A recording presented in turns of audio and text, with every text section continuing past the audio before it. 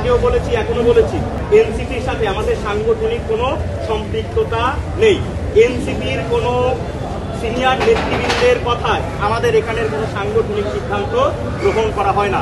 আমরা স্বতন্ত্র সংগঠন, আমাদের সিদ্ধান্তগুলো আমরা নিজেরাই নিয়ে থাকি।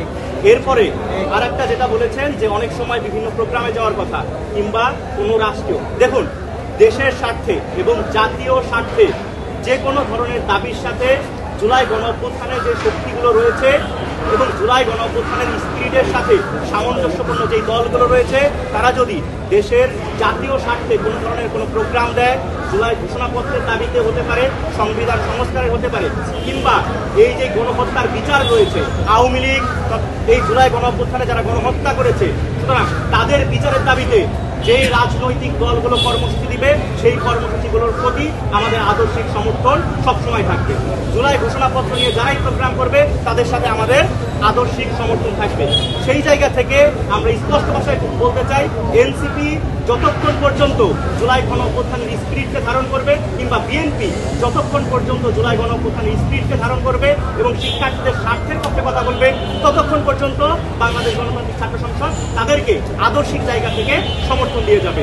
যখনই তারা জুলাই গণঅভ্যুত্থানের স্পিরিটের এবং জনগণের এবং শিক্ষার্থীদের স্বার্থের বাইরে গিয়ে জাতীয় স্বার্থের সাথে সাংঘর্ষিক কোনো সিদ্ধান্ত গ্রহণ করবে, তখনই বাংলাদেশ গণতান্ত্রিক ছাত্র সংসদ তাদের সমর্থন ফিরিয়ে নেবে এবং তাদের বিরুদ্ধে প্রতিবাদ জানাবে এবং প্রতিরোধ করবে।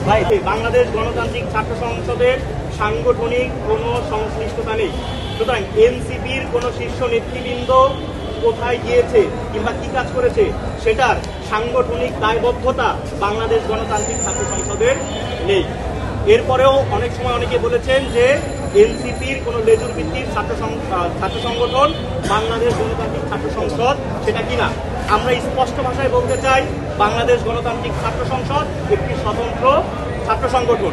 বাংলাদেশ গণতান্ত্রিক ছাত্র সংসদের যত পলিসি রয়েছে, ফিনান্সিয়াল পলিসি থাকতে পারে কিংবা নেতা নির্বাচনের পলিসি থাকতে পারে, সেই পলিসিগুলো আমাদের সংগঠনের নেতাকর্মীরাই সেটা ঠিক করে থাকেন এবং এখানে যেমন আমাদের অর্গানোগ্রাম আছেন তারা দায়িত্বশীল রয়েছেন এই ব্যাপারটাতে।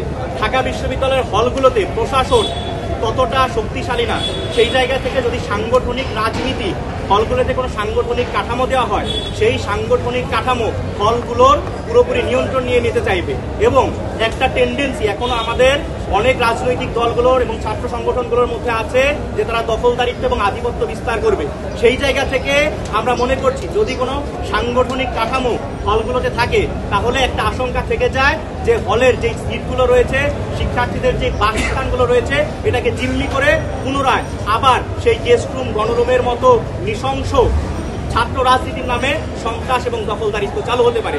সেই জায়গা থেকে আমরা বিরোধিতা করছি যাতে করে রেসিডেন্সিয়াল এরিয়ায় এবং একাডেমিক এরিয়ায় কোনো প্রকার কোনো সাংগঠনিক কাঠামো যাতে না থাকে। কেননা সাংগঠনিক কাঠামো যখনই থাকবে তখনই সেই জায়গাতে একটা আশঙ্কা রয়ে যায় সেখানে আধিপত্য বিস্তার হবে এবং দখলদারিত্ব ফিরে আসবে।